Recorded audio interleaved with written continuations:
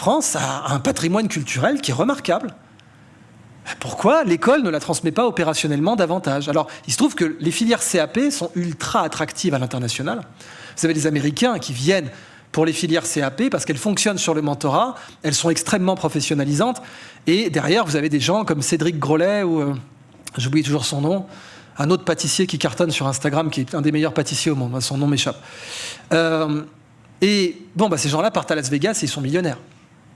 Même après un master de Stanford, ils ne sont pas garantis d'avoir un emploi. Et on le voit avec la dette étudiante. Par contre, avec un CAP passé à Paris, ils le sont. Et ils le sont à 1 million par an.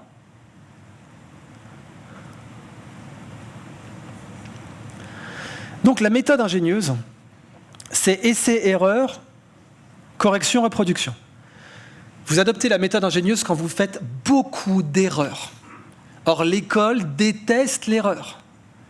Mais pour pratiquer la méthode ingénieuse, il faut faire beaucoup d'erreurs. Par exemple, Thomas Edison, l'ennemi de Nikola Tesla, il n'a pas inventé la lampe, mais il a inventé la version commerciale qui marche.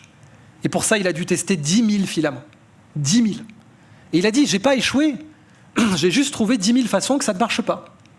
Et à la 10 000 plus 1, en quelque sorte, il a trouvé la bonne. Ça, c'est la méthode ingénieuse.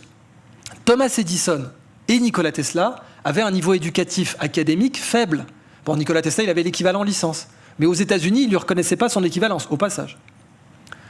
Mais il faisait plein d'essais-erreurs par jour. Faire des essais-erreurs, c'est la meilleure façon d'apprendre. Un bébé, il apprend à marcher en faisant des essais-erreurs. Au passage, les IA aussi. Les IA, c'est comme ça qu'elles apprennent, elles font des essais-erreurs. Donc, il faut centrer notre éducation sur la méthode ingénieuse. Et il faut orienter la structure pour qu'elle soit capable de livrer ce service. Pour l'instant, la structure, elle déteste l'erreur. Elle déteste l'erreur. Il ne faut pas échouer à l'école, c'est très mal d'échouer. Il ne faut pas faire d'essais-erreurs. Il n'y a pas de place dans notre école actuelle pour l'essai-erreur. Et pourtant, même dans le monde académique, en fait, on oublie à quel point même les prix Nobel récompensent bien plus souvent la méthode ingénieuse que la méthode académique, scientifique, mais académique. Vous prenez par exemple ces 3 prix Nobel en 2018, ils ont fait plein d'essais-erreurs sur une enzyme. Il fallait faire fonctionner une enzyme pour l'industrie chimique. Une enzyme biologique, il fallait pouvoir la faire fonctionner dans du solvant à peinture. Et pour faire fonctionner cette enzyme dans du solvant à peinture, ils ont procédé par évolution dirigée. Ils ont fait plein d'essais-erreurs sur cette enzyme jusqu'à ce que ça marche.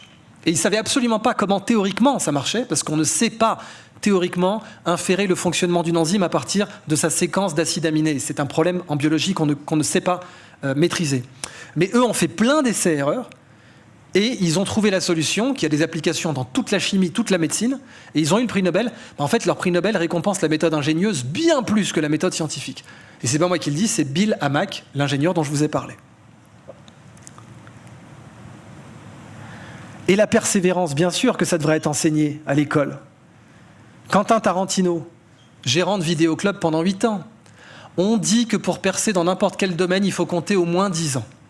Ça, c'est le point important. Tous les coachs, les mentors en succès, etc., s'accordent sur cette espèce de règle, pas absolue, mais de règle grossière qu'on appelle rule of thumb en anglais. Donnez-vous 10 ans pour réussir. Donc permettez-vous de foirer pendant 10 ans. Quentin Tarantino, pour payer son droit de foirer, il était gérant de vidéoclub. Et la 9e année, il m'a dit pendant 8 ans tout a foiré. Il explique ça très bien. Il dit, pendant 8 ans, j'ai tout foiré. La 9e année, j'ai écrit un scénario. Il y a Harvey Keitel qui l'a lu, qui a décidé de le financer. Ça a donné Reservoir Dogs. Il a percé comme ça. Christopher Nolan, pareil. En plus, lui, il a financé son propre film avec sa propre pellicule. C'était Memento, il n'avait pas de budget.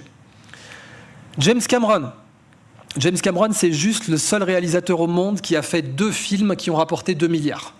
Aucun réalisateur au monde n'a fait 2 films qui ont rapporté 2 milliards, sauf lui. Avatar et Titanic. Eh bien, James Cameron, il était camionneur. Il a vu Star Wars en 1977 et il a décidé d'entrer dans le cinéma et ça lui a pris 10 ans.